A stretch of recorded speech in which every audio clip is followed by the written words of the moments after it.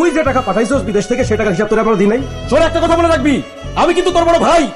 তোমার বাপের মতো দেখতো, বাপের কাছ থেকে কোনো সময় হিসাব চায় ভাই। সুমন চুপ থাক। একটা কষ্টের কথা বলতে পারবো না মা? কত কষ্টের কথা বলতে হবে তোর?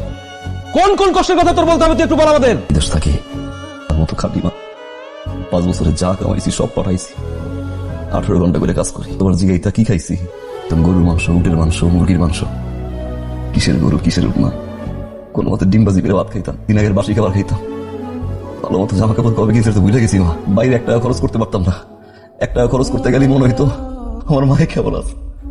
বিদেশে যারা থাকে মা 1 টাকা খরচ করতে ভয় পায়, বাড়তি 1 টাকা খরচ করতে গেলেই পরিবারের চেহারা ভাইসে ওঠে মা। খরচ করতে পারি না। ফেসবুক খুললেই দেখতাম বন্ধু বান্ধব এক লগে নামাজ পড়ে বাইরেছে, 4 দোকানে আড্ডা দেয়। বুকটা ফাটতো মা, বারবার মনে হয়তো একটু দেশে যাই না, একটু মার ধরে থাকি না, একটু বন্ধু বলো একটু নামাজটা পড়ি।